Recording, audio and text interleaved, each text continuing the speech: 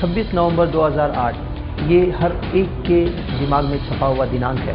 इतना ही नहीं, हमारे भारत के काले अक्षरों में लिखा जाने वाला ऐतिहासिक दिन है और अच्छी तरह से आप जानते हैं ये कुछ और नहीं था कारण आतंकवादियों का हमला।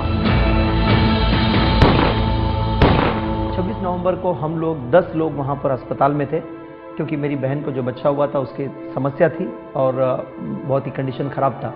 हम लोग वहाँ पर 10 लोग थे और ये रात का समय था जब 9:30 बज गया और हम लोग बैठे रहे नीचे बात करते करते। बात कर ही रहे थे, कुछ मिनटों में हमने देखा कि पीछे के जो गेट है, जो छोटा सा गेट है, वहाँ पर से लोग दौड़ रहे हैं। देखते समय में हमको आवाज आया था, गोलियों की आवाज। मैंने अपने कानों से सुना कि ये गोलियों की आवाज है और मैं सन्न हो गया। मैंने कहा कुछ तो गड़बड़ है, चलो भागो अंदर।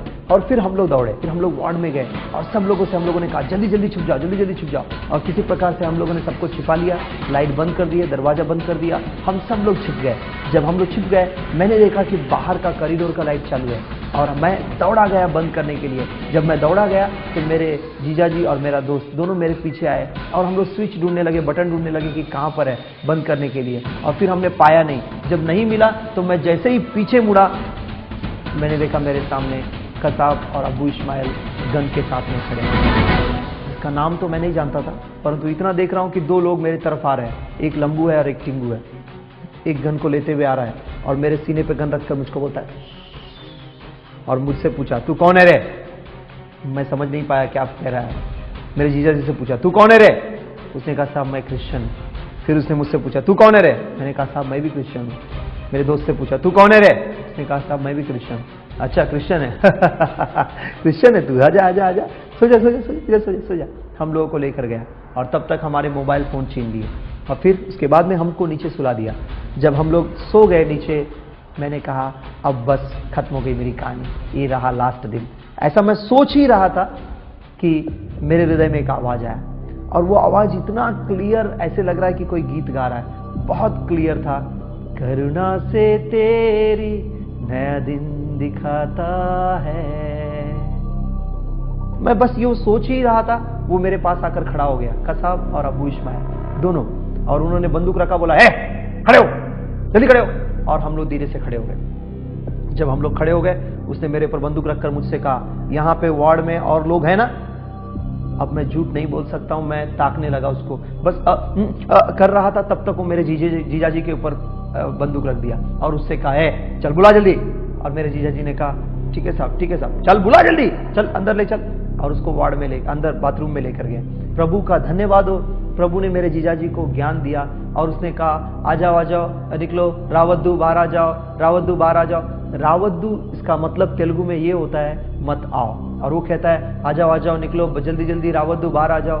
तेलुगु में कहता है मत आओ, फिर बाकी भाषाओं में कहता है आ जाओ। और फिर वो तब हमारे पास लौटा और हम तीनों को बोला ए चिपक जाओ। हम लोग तीनों के तीनों दीवार में चिपक गए। तब उसने कसाब अबू से पूछा मारू क्या। अबू बोलता है रुको और लेके आता हूँ, और वो धीरे से गया ढूंढने के लिए। पता नहीं कैसे उसको एक वॉचमैन मिल गया और उस वॉचमैन को पकड़ कर लेकर आया और हमारे साथ में खड़ा कर दिया। हम 3 खड़े थे, वॉचमैन उसी हॉस्पिटल का वॉचमैन आकर हमारे साथ में खड़ा हो गया और वो पीछे से अपना बंदूक लिया और मारना शुरुआत किया। खट खट खट खट 4 बार आवाज आई। हमने अपने कानों से सुना 4 बार गोली, बंदूक की आवाज, लेकिन एक भी गोली उसमें से नहीं, एक भी गोली नहीं निकली।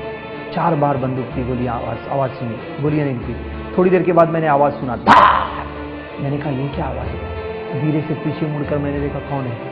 धीरे देखा तो ये दोनों के दोनों बाथरूम के दरवाजे के बाहर चले गए और बाहर से कड़ी लगा दी। हम तीनों ने घुटने टेक कर प्रार्थना करना शुरुआत कर दिया।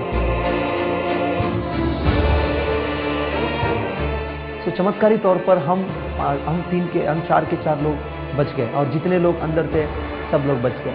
इसके बाद में कसाब ने जब अपनी गवाही दी, जब पुलिस ने उनसे पूछा कि एग्जैक्टली तुमने क्या किया है पूरा बताइए, तो उन्होंने सब कुछ बताया क्या किया शुरुआत से लेकर अंत तक। तो पेपर में उन्होंने ये बताया, जब अंतिम बात उन्होंने ये बताया कि मैंने वार्ड के अंदर बाथरूम में 5 लोगों को बंद किया।